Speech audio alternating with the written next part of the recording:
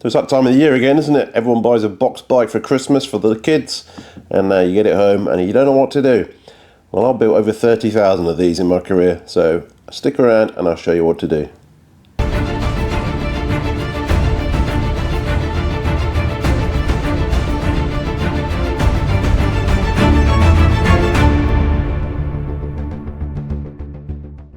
So when you open these boxes, they're full of staples. This is a really important bit, don't skip over this bit. These things here, they're either going to rip your arm off, big massive scratches down here when you take the bike out, or they're going to scratch the paint on the bike as well. So first thing you need to do, get rid of these staples. Ask me how I know.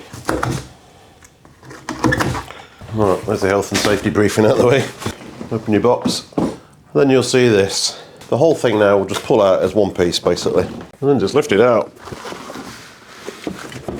Like that. That's what you end up with. Don't chuck the box away yet because you've got a few more bits. This bit's packaging, you don't need that. You definitely need this, and you're not going very far without this one either. Also in the box I'll give you these very, very basic tools, please. Try not to use them if you can help it. If you've got something slightly better quality, especially Allen keys, then please use them. Those things are just made of chocolate. They're going to do more harm than good, trust me. So I'll put a link below to some very good Allen keys that are very, very affordable. Don't use them if you can help it. And the spanner, you won't even need it.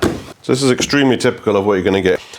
Something higher end, like a £5,000 road bike, doesn't come like this. It comes pretty much 99% built, but any sort of catalogue kids bike, it will come looking pretty much exactly like this. So mostly it's a case of basically unwrapping it first, so you need some little snips. Any cable ties, just cut those. There's the wheel free. Ton of packaging with all this. This is packaging. Get rid of that. So you can leave all this on until the last minute just to prevent you scratching it, unless it's getting in the way, then take it off obviously, but you can just leave this on for now. So a lot of people get this bit wrong straight away. The handlebar stem basically on this has been turned around for packaging, otherwise it sticks out here. This is the wrong way around at the moment. The forks, however, are the right way around. If you've got a disc brake, it will always be on the left hand side of the bike, always. 99% of the time the fork brace is going to be on the front as well. Some forks like Manitou's, it's on the back, but so stuff like this is always going to be on the front. So this will just turn around. May be tight, you may need your Allen keys, but on this one I've just turned it around. We will be tightening it later though, don't worry. Take this bit of packaging off because you obviously need to get into there. So we need to get this piece off here. I'm going to put it in the work stand later, but I'm going to try and do most of what you guys are going to be doing on your kitchen floor. So you will need Allen keys. These are workshops, or the £50 ones. These are non-branded £5 ones. These are actually pretty good for occasional home mechanic use. These are actually really, really good. I've tried to break these and I couldn't, so they are decent. Like I say, I'll put a link to something similar below. But if you're going to buy a bike and you want to do some maintenance, then a good set of Allen keys is a critical place to start. I'll use these for this one. So we need to take these bolts out of here. You're either going to do a 4 or a 5mm Allen key for this one. They shouldn't be very tight at the moment because it's basically loosely put together. Take these out. So with those out, we can get the handlebars in. This is a part that everybody gets wrong, trust me. Pretty much everybody I see comes in. These cables are super critical. What you can't do is have it wrapped around like this and try and put them on. You'll get them on if you fight hard enough, but these cables need to be such a smooth routing, and they will only go one way. So you'll find they're all twisted up in the box. They're over the wrong side of that one, for example. Drop them down there, and then when you put that bar on there, all these cables have a very nice smooth routing. So it's super important you get that right. If you get that wrong, the gears are never going to work because these cables don't like being twisted into circles and whatnot. It needs to be as straight as possible. So you'll see where it's happy to go on basically. And this will just clamp on there then. You don't need to take this off yet, you just need access to the centre part there. So normally you'll have some sort of target here basically to line that up with. Get your stem clamp back on there and get a bolt in there just to hold it together. So once you've got one started, it'll pretty much hold itself together like that. Yours may look slightly different to this, but the principle is going to be pretty much exactly the same. You should get instructions in the box, but honestly, just watch this video instead. Do you a lot more good than trying to follow those. Right, the important thing is, don't tighten these all the way in and then leave these hanging out. The gap at the top needs to be the same as the gap at the bottom, or close as you can get it. So don't just tighten these all the way so these two parts are touching and then have a massive gap at the bottom. Just take your time and do them up evenly. So before you finally tighten it, make sure you get these handlebars in a comfortable position. So these brake levers, they shouldn't be sticking straight out like that. This should be angled down ever so slightly. It's far more comfortable. So just tip this forward like that, and that's a much better position for your arms basically. What you don't want to be riding around like that with your wrists up in the air. It's so uncomfortable. It needs to be sort of a natural flow like that. So they're about right where they are.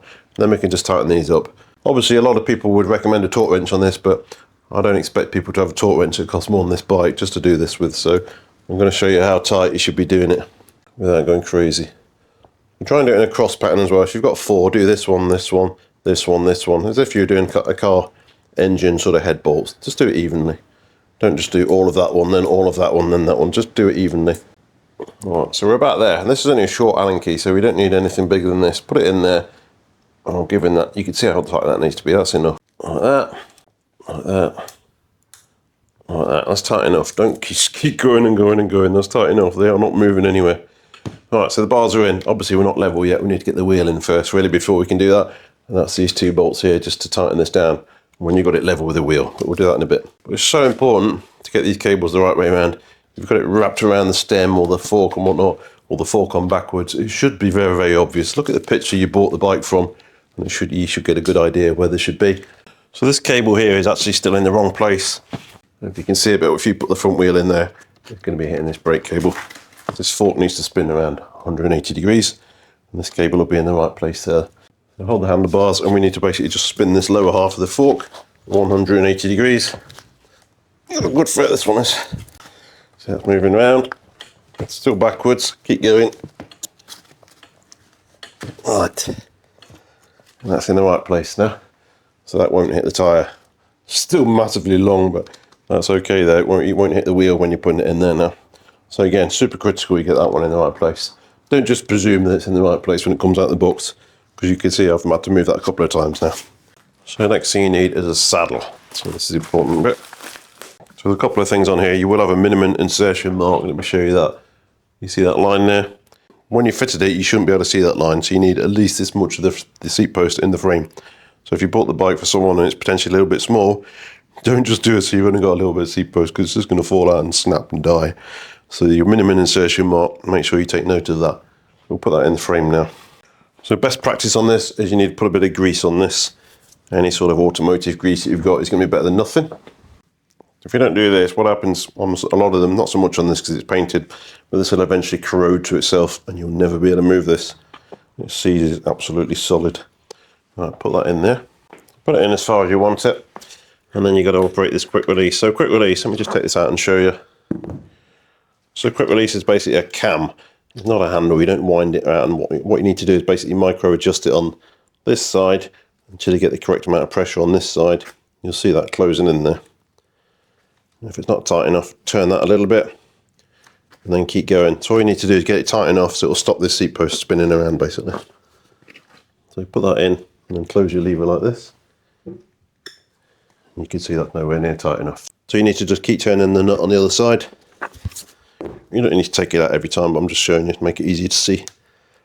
A couple of turns on there because it's very, very loose. Still not tight enough. Sometimes you don't get this quick release, you'll just get a nut and bolt. But basically just do it tight enough to stop it spinning, but don't go crazy with it. Anything more expensive, you'll have torque settings and whatnot there, but on something like this, you won't have that. Right, that's nearly there now. Right, that should be about there now, so make sure that's straight with the top of the bike as well. So you stand above it, you will see the front of the saddle in line with the tube, and then just clamp this shut. We should be about there now. So you know, if you press it with the palm of your hand, it should be tight enough to leave a little dent in your hand, and that's tight enough. If you're having to hammer it shut, it's too tight. Right, that's tight now, that's not moving. Now we have a look at what's in this box here. I don't think it's going to be a brand new iPhone, unfortunately. Instruction. Wow, how thick's that want to be? You don't need that. You'll have some pedals in here. Probably have a bell in there. And some reflectors, basically. Okay. Depending on your bike, you might have some other bits and pieces in there, but it should be pretty obvious what goes where. Now we need to put the front wheel in. Well, I'll take this off so we can get into where the wheel needs to go in. So this silver one here, this steel axle, this is packaging. This is not for holding your wheel on. This is basically in case this box gets crushed, it gives some support to the fork so it doesn't get crushed inwards. So this is just packaging. Unless you've got a fancy set of spanners like I do, then an adjustable spanner is going to work okay just to get this out. So just loosen these nuts off on the inside and it'll just fall out basically. Take your outside ones.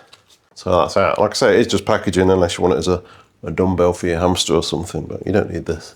So if the bike comes fitted with hydraulic disc brakes, you'll find one of these wedged in the pads like this. Again, that's just for travelling. pull it out. You don't need, unless you're going to put your bike in the car and you take the wheel out, and then it's best practice to put that in. But on cable operated disc brakes, you don't need anything. But on hydraulic ones, keep hold of this. So the wheel will normally come supplied with the axle fitted. You might have a quick release axle. This is just a nutted one, so it's already fitted. You need to back it off because these little safety tabs have got to fit into the fork. Just undo these a little bit. You probably have to undo these more than you think to get it in, because these tabs get in the way here. Alright, disc goes in the brake side, obviously. Don't put it on the other side. And then basically lift the front wheel up and drop it in like that. And just make sure the disc goes between the brake pads. You can't really go wrong with that. And then these safety tabs need to go on next. I call these lawyer tabs. Basically, there'll be a hole in the fork. Basically, just line that up. So you need to undo these quite a bit to get them in. Line that up until that tab drops in there. Put the tab in and screw that up loosely at the moment. Turn it around. Same on the other side. Sorry, everything's jet black on here, but you see that hole there. And the pointy bit of this tab drops into that hole there like that. If you can see that, tighten this nut up. I'd recommend a 15mm spanner if you've got one on this one rather than the adjustable, because you do need to get this quite tight.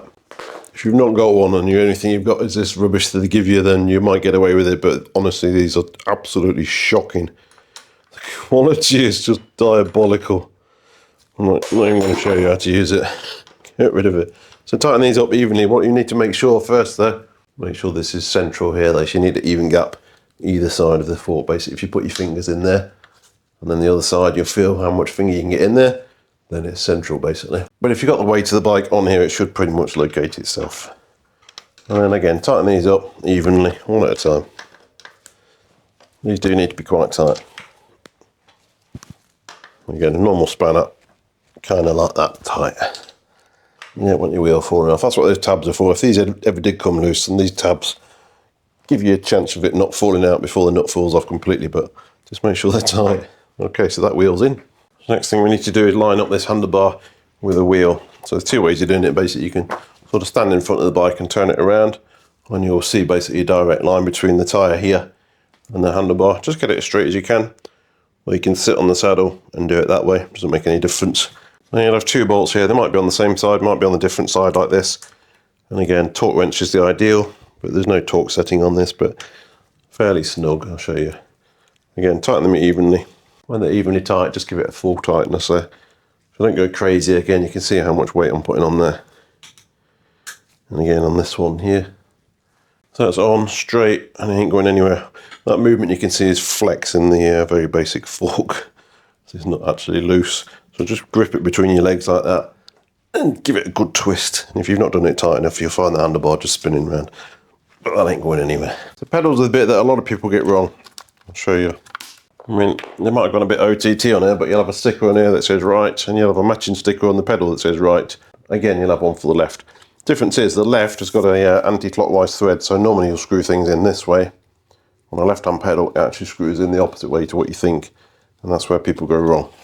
Put a bit of grease on these threads as well. Again, these tend to seize up quite badly as well.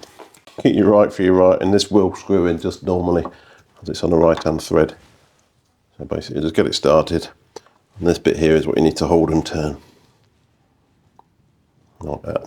That will just go straight in. If it's going in difficult, you've got it wrong. Just take it out, start again, take it out, start again. You should go in super easily like this. No resistance at all. Most of these are a 15mm spanner. Some of them have got an Allen key on the back. But for this sort of bike, most of them are going to be a 15mm spanner. You do get a special pedal spanner, which is thinner. I don't expect you guys to have one of those. It can be a bit challenging otherwise, because basically you run out of room to get your spanner in here. Like this, it gets very tight. And then you end up marking stuff or getting your spanner stuck like this. So it can be a bit challenging. Again, the cheap rubbish one they give you will be thin enough for this, so you might end up, if you've not got a pedal spanner, you might end up having to use this for that one. And that's kind of the right size there, in a way. Well, the problem with this, you can't get anywhere near enough leverage on it. Leverage, they need to be quite tight. I can't possibly do that, it's just rubbish. This is a proper pedal spanner. You can see it's super long. You get a lot of leverage on it, and it's thin, so that will go in there, and that's how tight they need to be. I'll show you this left-hand one, what I mean. It's got a left-hand thread, so it screws in the opposite direction to what you expect. It screws in this way. It's going that way in there. Super important you get that right.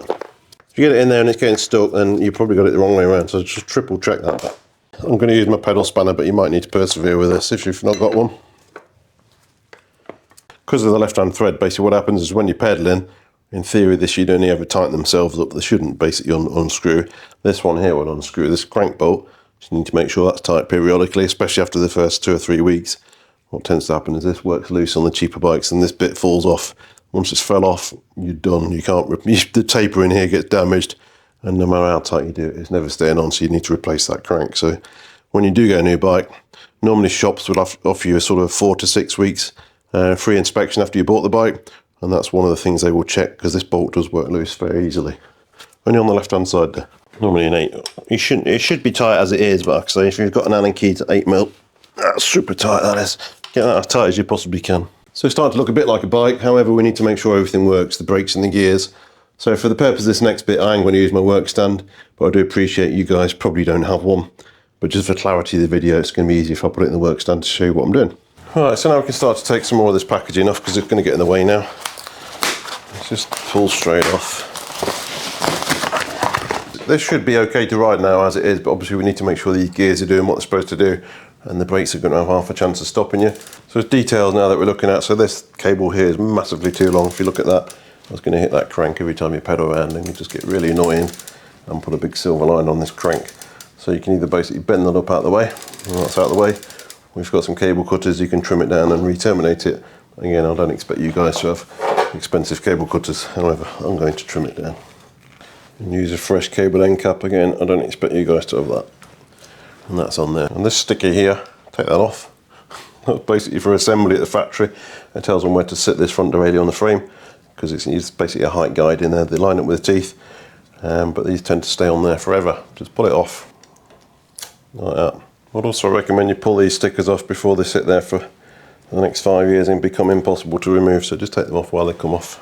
Right, so that's off. Just get all those off now, like I say, while you can, because if you leave them there for a year or so, you're never getting them off in one piece. Again, this rear gear cable is about 6 foot too long, so I'm just going to chop that down.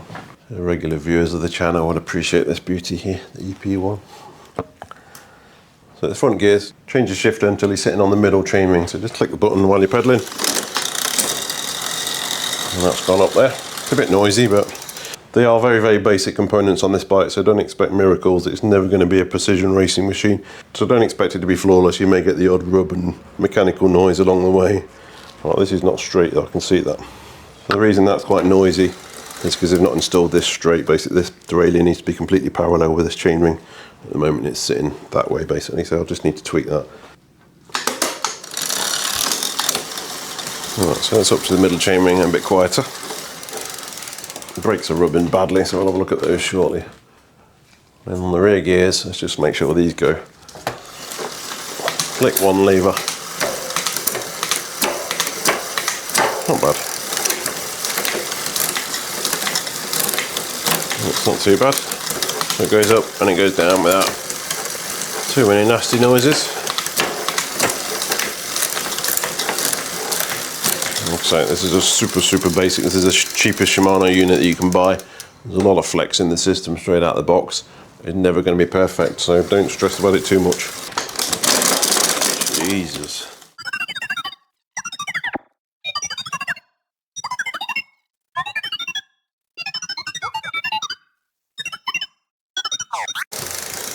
Right, the front derailleur is working. I've had to make quite a few adjustments to that, I'll be honest with you.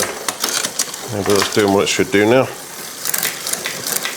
I'm way beyond the realms of this video as to how to adjust that, what I've just had to do. But so just before we finish this box bike off, I want to take a minute to thank this channel's sponsor, sportandleisure.com. Sport and Leisure are a UK-based cycling retailer with thousands of parts, tools, clothing and accessories all ready to ship. Their listings are clear with proper descriptions and fantastic pictures, exact detail you need to know before you're ordering something. Trust me, some other sites, not quite so good. So if things are listed in stock, then it's actually in stock on the shelf, ready to ship. If you order before 3 PM, it'll ship the same day. UK shipping is free on all orders, but if you need fast next day delivery, it's only £2.50. Fantastic price. So whether you're after some new wheels, tools, brakes, basic tools for this sort of thing, even a group set, check them out. Their prices are pretty much unbeatable. They've also given me a discount code for viewers. If you use the code BCR10 at checkout on your first order, you'll get an additional 10% off the already fantastic prices. So the link's in the description below. Thanks again to Sport and Leisure for their continued support on the channel. And let's get back to this box bike build. So depending where you live, if you're in the UK like myself, the rear brake should be set up to your left-hand lever, which is that one. So this has been set up what we call Euro style. So the left-hand lever is actually the front brake. So that needs changing over. British standards say it has to be set the other way. And if this young lad's been riding a bike where the brakes are normal UK style and he suddenly jumps on this, he's going over the handlebar. So we need to actually swap over the brake cables at the levers to make it the right way around. So what tends to happen if you buy stuff online, a lot of it comes from Europe or abroad, and they are set up as Euro spec, so you need to swap these cables over. I can't leave it like that. So basically what we need to do is unhook these brake cables from inside the levers and basically swap them to the other side. May be straightforward, may not be quite so straightforward. Pull that there. If you've got enough slack like that, then it's going to be straightforward. If you've not got that, we need to start undoing cables at the calipers and stuff, so this one will be easy. So line up, there's some slots here. You've got a slot on the lever, one here and one here. Line all them up, and that'll basically just fall out there like that. So we unhook that there. So this one we've took out, we need to swap that over to the other side of the bike because this is the rear brake in the UK. I'll just pull this one out of the front and swap them over as well. It's a bit naughty for bikes being sold in the UK to be set up like this because it is part of the British standard for bikes being sold in the UK for brakes to be set up as usual. So again, we'll just pull that one out, swap that there. And then this front one will then basically just clip into here. Exactly the same. Pull that through, and then we're swapped over. So that was pretty straightforward. If you're on hydraulic, it's nowhere near that straightforward. We're not going into that in this video either, that's for sure. Spin these around so the slots don't line up, and that stops the cable potentially falling out. Just spin them anywhere they want to be to stop them. Alright, now they're set up as UK style. Good. So this bike's set up with cable operated disc brakes, which are shockingly bad. Unfortunately, they pretend to be hydraulic disc brakes, but the performance is pretty much diabolical. You're far better off, in my opinion, with V brakes rather than a cable operated disc brake. But we've got what we got, so we'll work with this. So it's already rubbing massively on this disc, as you can probably hear, and I can certainly feel. So there's some adjustments to be made there. That should be set up at the factory. Again, you get what you pay for on these things. If you go sort of Specialized or Trek, this sort of thing will be set up perfectly. Anything sort of catalogue style, Amazon style, you probably end up dealing with situations like this. Again, this cable is massively too long as well. Just make sure these rear wheel nuts are tight. They always are, but just make sure, you never know. That's super tight. So what you will have is 2 screws here and here. You've also got 2 here and here, don't touch those. They won't make any difference at all, but do make sure they're tight while you're here. That one was loose, you see. Alright, only hold your brake on, it's not important, guys. So if I look at this now, it's really hard for me to get a camera in there, but if you're looking at the rotor from straight above like that, this caliper is actually basically sitting at an angle like that, which is why it's rubbing so badly. So we just need to undo these 2 5mm bolts here. Sorry for getting in the way, but it's really hard to film this stuff. And then basically when that's loose, you'll be able to see daylight between the pads and the rotor. So all you need to do is basically centre that over and nip the bolts up when you're happy that's going to be centred. Spin the wheel, and that's not rubbing anymore. Right, now we've got that straight, the lever is a very, very long travel. We're almost hitting the handlebar before the brake's doing anything. So because it's now straight, you might get some adjustment on this screw. Basically, you take out the slack of the braking system, screw that pad in, tightening this in. A couple of turns until it starts rubbing, then back it off basically, so you've got a bit more yet. That's too much. Back it out, 1/4 turn. And that's okay, so that pad's as close as we can get it to there. We've still got quite a long lever, so you can either use the barrel adjuster here, barrel adjuster on the lever, or the proper way of doing it is pulling a bit more cable through here. So you'd undo this and pull a millimetre more cable through, which basically sets that arm to that sort of position and takes the slack out of the system.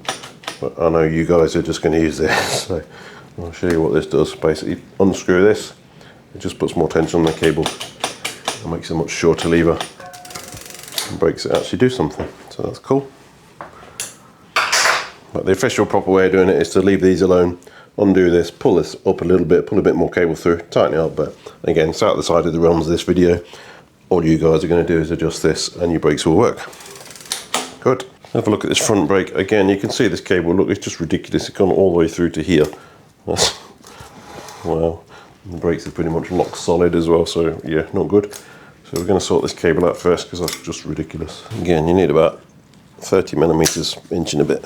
So this one's rubbing even worse than the other one was. The caliper's completely on the piss as well. I can see it's like massively on the piss there. Again, make sure these two are tight while you're here, because they should be, and you don't touch them again. Make sure this one's tight. It's probably one of the most important bolts on a bike, so make sure this is tight. So I'll show you what the internet myth shows you. Undo these two bolts here basically. Yeah, it's tight. And there's one down here. They're all the same. And now undo it just like half a turn until this caliper's loose. So you can see that's wobbling on its bolts now. And I'm going to squeeze the brake lever on like that. Keep it on, and then tighten these bolts up. And according to the whole of the internet, that automatically senses your caliper. Trust me. If you're very lucky, it will. Depends if the disc brake gods are shining on you that day. So keep your lever squeezed, right, and then you can let go. Well, we got away with that one. So that's centered now. It's not rubbing, but it's not right there because basically this whole caliper needs to go that way. So I can take up the slack with this bolt here. So basically move that over now. So this outer pad is as close to the rotor as possible. So the whole caliper's gone that way.